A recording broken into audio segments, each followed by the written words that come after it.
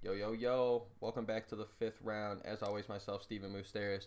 And man, like I've said the last couple videos, I'm definitely about to start breaking down UFC 263. But right before I get into that, big fight tonight. I shouldn't say too big of a fight, honestly, in the MMA world. It's not that big of a fight, but it is very interesting because, Jesus Christ, 11-0 boxing champion, first ever boxer to, and I think in both weight classes or in both men and women's divisions, to hold in the four belt era to hold all four belts in two different weight classes. Good old Claressa Shields, one of the greatest women boxers of all time, if not the greatest woman boxer, is set to make her MMA debut tonight against Brittany Elkin at PFL 4.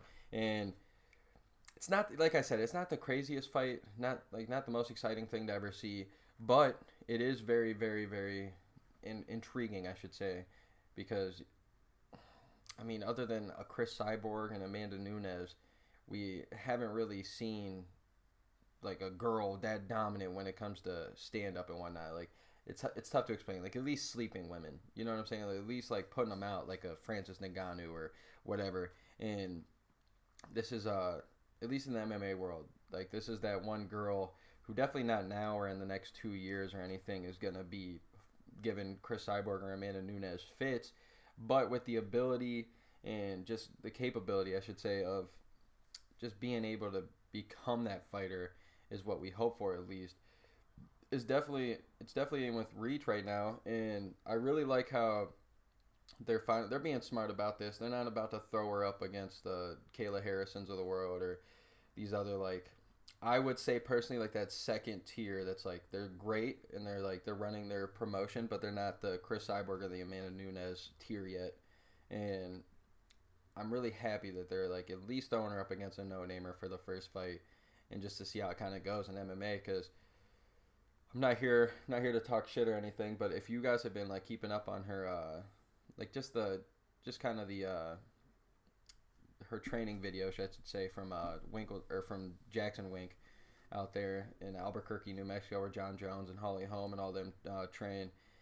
I can say like her hands clearly are gonna be far superior towards anybody, but her kicking, I definitely seen better kicking. That's for sure. Not to be mean, but of course she looks way older. Like no offense to her, like no offense at all, but she looks like she's in her 30s, but she's only 26 years old, born in 1995. So she's got a lot of I think she's got a lot of potential. Honestly, I really do. I don't want to say that she's gonna be a champion or anything, but I mean, we could see as long as she gets comfortable. Because this first fight, if I'm being honest, first fight, I could completely see it kind of going ugly. Maybe a split decision, maybe just a unanimous decision, but nothing pretty.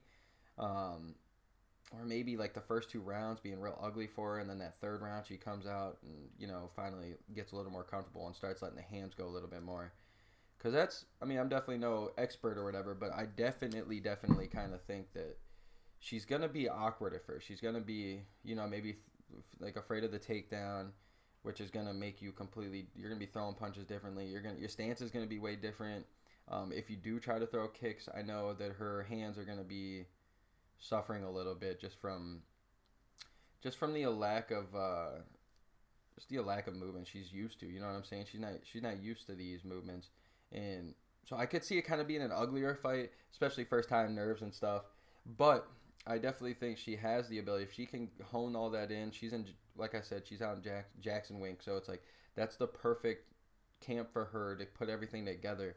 And if she fights 4 or 5 cans like in a row and like sets up a nice little get some confidence and starts learning how to move her body and use her punching, like her using her boxing ability in MMA like she can in actual boxing, and then maybe even start adding some elbows and whatnot, and then if she can get the takedown defense going, we could see a very mean person up in MMA, in women's MMA at least, and it should be getting really exciting. So definitely, it's tonight. It's June 10th tonight on PFL. Is shit over the night? Honestly, could be on right now. I wouldn't even be shocked. But definitely excited to see how this goes for Claressa Shields.